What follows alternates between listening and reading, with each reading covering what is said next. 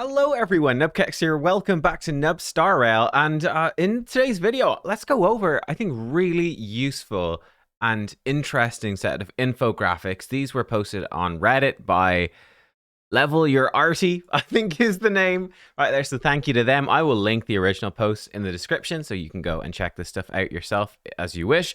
But these are the all the stats gathered by Pride Win. Almost 5,500 self-reported, almost 6,000 gathered at random, looking at the best characters for the first Apocalyptic Shadow. It's been a challenge of a game mode. I've got a follow-up team smashing Node 2. Node 1 is a bit more of a struggle, but I did get Ron May since we've talked. I have been working on her. She's getting there, right? She is getting there. Where is she? Here she is over here. We're working on the traces. I just need some credits. We're out of credits, but I've got the stuff prepared and ready to go. And yeah, she's going to be up and running, which is really going to switch up so many of my teams. But yeah, anyway, let's look at the top characters for this one. Again, this Apocalyptic Shadow is very, very, very break focused, right? That's a big impact if we come into this one. Right, bosses taking less damage after their weakness is broken. They get a big delay. They're taking 100% bonus damage. It gives you skill points back, activates ultimates. They're taking more break damage, and super break damage is up. So expect break characters to be stronger in this than usual, or characters at least that are good at breaking to be really, really strong. But here we go. This is the first tab, which is characters ranked by their average scores. So team comps is a huge part of it, but it's still interesting to see. This is excluding teams with higher than Eidolon 1 limited characters as well. So we can see Firefly herself with 3,500 is the number one. Boot Hill a little bit behind that. All right, as the two premium break damage dealers. Now, unbelievably, Xu Shang is the third top damage dealer. What is going on? Well, I think what's going on here, I do have a Xu Shang. I don't think I've got many Eidolons for her, but she's sort of like a mini Boot Hill in a lot of ways. And she actually, I think, action advances herself a lot as well. So when using your skill against a weakness broken enemy, get skill points back. That's great. She has just more break effect.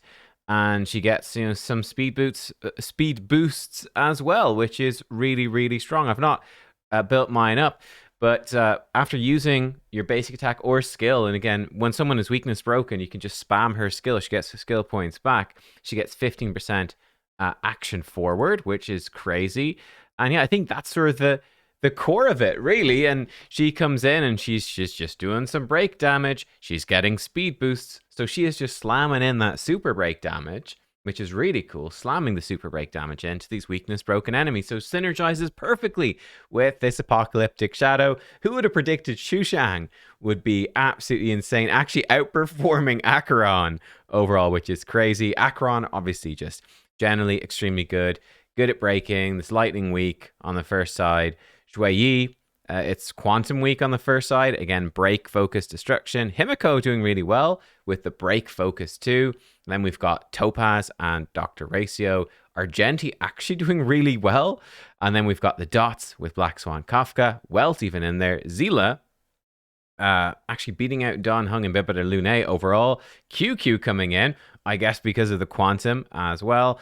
And yeah, there you go. Some of the top characters. My Jing Yuan, he's definitely languishing a bit with his average score a bit lower, not doing too hot. Even with lightning weakness on the first side, he just doesn't fit in too well to those teams. So I'm going to be giving him another go with the Ron May, and we'll see what we can do. For the amplifiers and debuffers, number one is really no surprise. Well, maybe a slight surprise. It's Imaginary Trailblazer. Just insane because they're boosting up the super break damage. Right, you break the enemy and you're just going to be slamming in so much damage. It's crazy. Ron May up there as well, slightly further behind. I guess they're used. Ron May's used in more teams, I suppose. You'd typically be running them both together. Silver Wolf, Pela doing well. The Acheron supports pretty much. Robin doing really good with the follow-up teams. And yeah, and so on. Sparkle not doing so good. Now, this is a thing, right? I think what's happening here with Sparkle, and we'll see this when we come to the teams. Sparkle, I think, is her best teammate right now.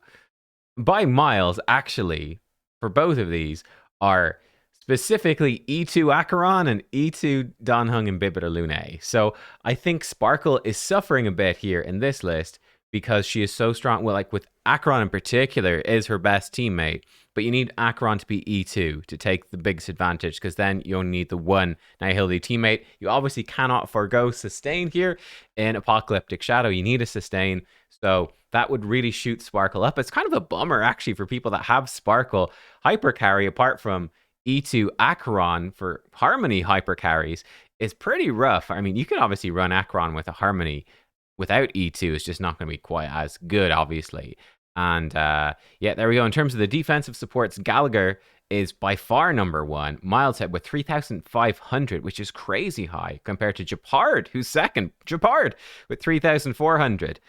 So there's a huge gap there. Aventuриne's doing well. So is Fushuan, etc. But yeah, Gallagher is really, he's standing out. I guess it's obvious enough to see why. He synergizes so well with the break teams. He gets his own action advance, just slam the super break damage in when they're broken. Very powerful and help. I think both sides have fire weakness. It's the Firefly patch, no surprise. So he's doing really well there. Obviously, wouldn't be quite as strong. Won't be as strong. He will fall off, certainly, in the next Apocalyptic Shadow. Well, I don't know what the next one's going to be, but when we have one that's not as break-focused and maybe doesn't have fire weaknesses, etc., he'll fall off a little bit. He'll still be extremely good. Firefly implants fire weakness in particular, so yeah. These are how often characters are showing up. This is appearance rate, so how often they're used. And this is showing everybody, including like the 0.01 Yanxing lovers. I just pulled him, so I'd love to build him, but I don't think he's a priority to build. What do you think? I don't think so. Blade at the bottom as well. No surprise for the limited. Ron May, 89%. So yeah, there you go. It doesn't. This, by the way, does not consider ownership rate. So this is not including people that own. 89% of the people that are doing this are using Ron May, which is insane. Acheron with 74. Firefly 58, she's showing up all the time. It just shows you a lot of people are getting great scores, I suppose, in these modes, are pulling for the meta and possibly are willing to spend as well. Though this is again cutting out the E1 plus, I believe. Maybe this one is. This particular page is not. Yeah, Silverwolf again showing up a lot, implanting the weaknesses, helping. Yeah, synergize well with the Acheron. And so on. So there you go. I think no major surprise. I'm a little bit surprised perhaps that Robin is so low down. I would have thought to see a little bit more Robin. I guess, the Acheron team doesn't use Robin. And then, if you're running Acheron on one side and running Ron May on the other, Robin doesn't come in, though she is very effective with the follow-up team. Standard characters not being seen too much. Himiko, not being seen that much, actually, even though only 6%, even though she's actually performing very, very well with the non-wish 5-star, 4-star characters, like the free-to-play options, shall we say. Imaginary Trailblazer showing up a ton. Not as much as Ron May, and they probably should be, considering they're that good. Gallagher, 65%, which is huge. Then Pela, and then it really falls off from there on out. Like Ting Yun is showing up a decent bit. We didn't mention her in the previous page. She's not performing super well, though. Again, the hypercarry team's not super well suited to this particular iteration of Apocalyptic Shadow, these particular benefits. So yeah, she is there, and then it's quite a bit lower. Though, as we saw, Xu Shang is absolutely crushing it. Shui Yi is as well. Yeah, here we go. Let's actually zoom this in so we can see it a bit more clear. Oh, it doesn't want to work. It's just making the buttons bigger. Okay, well, that's the thing. Well, look, you could tell at a quick glance. This is quite funny. Teams rank. These are the teams, which is probably the most useful thing. And again, this is excluding E1 plus limited 5-star characters. The number one team. You can see actually half of these, not more than that. Let me see. In 1, 2, 3, 4, 5, 6, 7, 8. In the top 8 teams, 6 of them are running.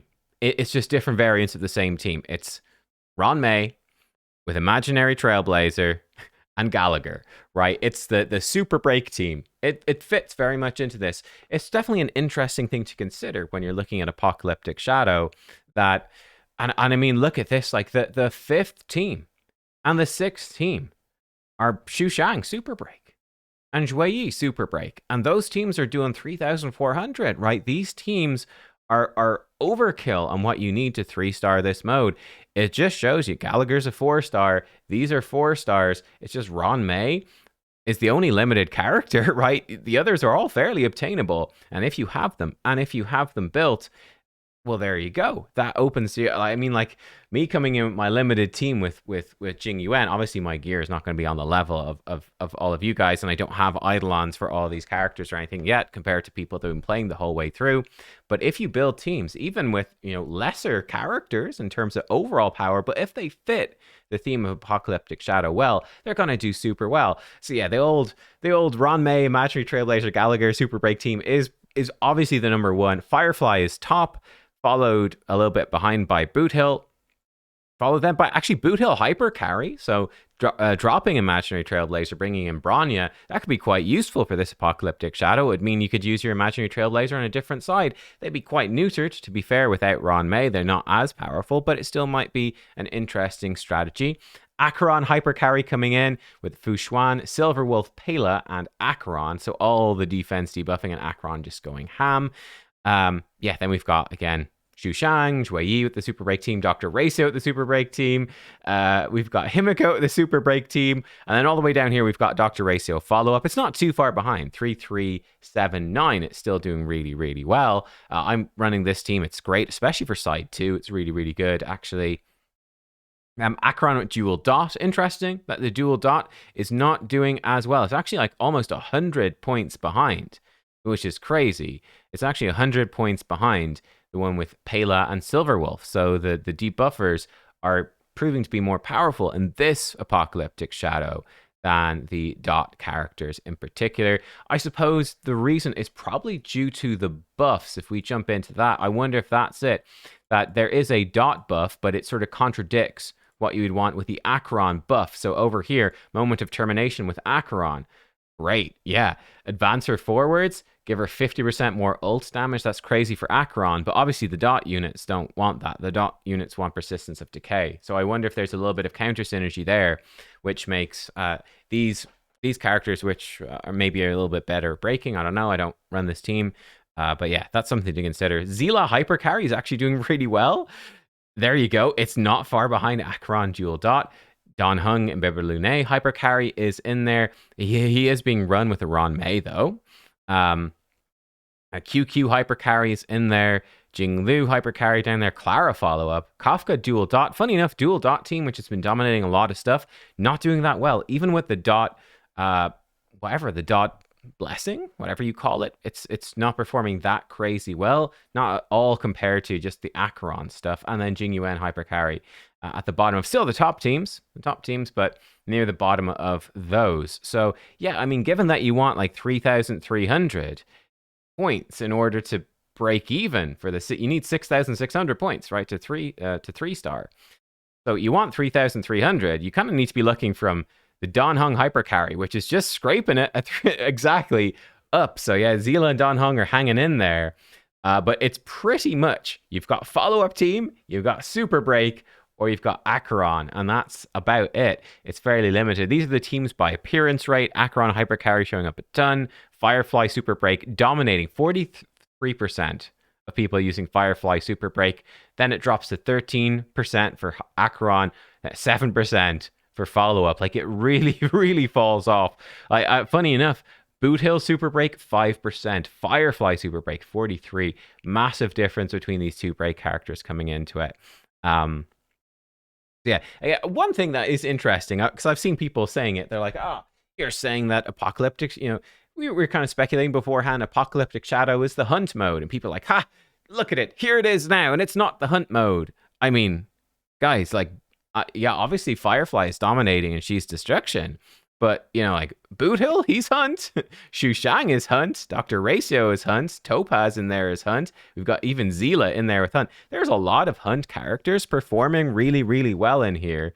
So I don't think the narrative that this mode is bad for hunt holds up. The hunt is performing very, very well. Obviously, this is very much dominated by break, but the hunt characters are in there. Now, yeah, we've got, some destruction with Zhui Yi. With Firefly doing super well, the break focus destruction. We have Acheron, who's kind of the erudition type Nihil. She's just OP everywhere, really. And Himiko, the break focus sort of erudition, coming in as well. And then Don Hung scraping in too.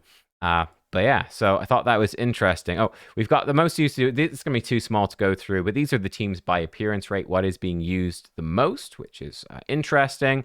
Again, there's bills as well. Now, here is where things, again, get a little bit spicier. This is where you add in the scores based off of E1 plus. And here we can see the score shoot up. When we start adding in Eidolons, things get really powerful. So Firefly really pulling ahead very much so there. With Eidolons, Acheron equal to Boot Hill, even on the break-focused Apocalyptic Shadow, which is crazy. And Dan Hung and Bebe de Lune jumps up as well. We can also see down here, Sparkle jumps up to 3,500 score too. This is what I'm saying. When you add in the Eidolons, Sparkle in combination with Dan Hung and Acheron becomes super, super powerful.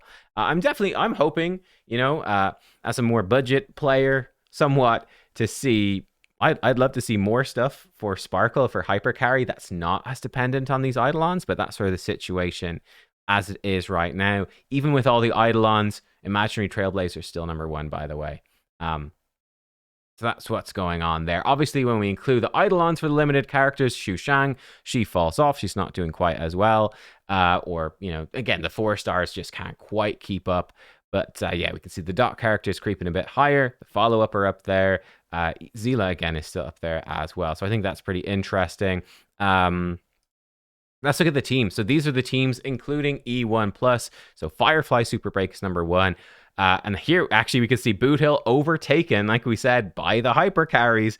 Don Hung Hyper Carry, Ron May Sparkle, Acheron Hyper Carry coming in as well. There we go. We've dropped a Pela for a Sparkle. They have absolutely just catapulted up the scoreboard. The follow-up team, IPC team, jumped up as well. It's right behind the Boot Hill stuff. Jing Liu actually jumping up as well with Ron May.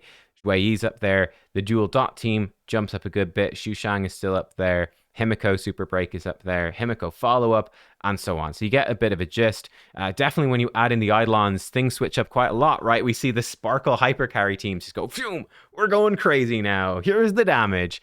But, even just the regular hyper carries as well, like Jing Liu jumps up a good chunk as well. But the other teams are still doing really well, right? All your typical break teams are still performing. Yeah, I guess Boot Hill's not too crazy popular. Probably a lot of people just grab Boot Hill. I don't know if this is true. I can imagine a lot of people just grab Boot Hill like E0. No Lycone because they wanted the Firefly as well. Not sure if that's true. It'd be interesting to break it down. But yeah, that's sort of what is going on. These are the teams by appearance rate. Not really too surprising. Acheron with the Dual Dot really being strongly outperformed with Eidolons by Acheron Hyper Carry. But yeah, Firefly Super Break is the dominant team. So there you go. Let me know. What do you think about this? What teams have you been running? It'd be very interesting to see how things go in future. In future Apocalyptic Shadows. This one is really very much dominated by Break. Really very much dominated by Firefly. Acheron coming in and just smashing everything anyway because she's Acheron. So some interesting trends in there. Some very interesting trends. I mean, it feels a bit rough, like if you have not, like I do not have Acheron and Firefly. That being said, I'm not too far off. Like, I've been playing for 4 months now. I think with a bit more time and, throwing in the Ron May is going to make a huge difference. The weakness break efficiency, that is genuinely a game changer. It really is. But yeah, like I think even with a relative, like I've got the follow-up team and they're smashing it for me. They've done super well. And that's with no Eidolons or signatures or anything. So that's been great. My Node 1 is suffering. Ron May will improve it. But, it is interesting. You don't need the top. Like, you don't need the Firefly, or you don't need the... you don't need Firefly. You don't need Acheron to do well. They obviously are the best by miles. By miles. I will say that you would certainly want... definitely for this one, it shows the value, though. Very much. I love this image most of all because it just shows Ron May and Imaginary Trailblazer and Gallagher just crushing it. Will I have time to build Gallagher? I have to build all of these characters from scratch. Like I have, obviously. I have an E6 Shui Yi. I could build this whole team now. Gallagher, Ron May, Imaginary Trailblazer, Shui Yi. I just don't have any of them built. I've only been playing for so long. There's only so many characters you can build at a time. Ron May's priority number one. We'll see where we end up. But yeah, guys, thanks for watching. I hope you enjoyed this dive into the stats. And yeah, I'll see y'all next time. Goodbye.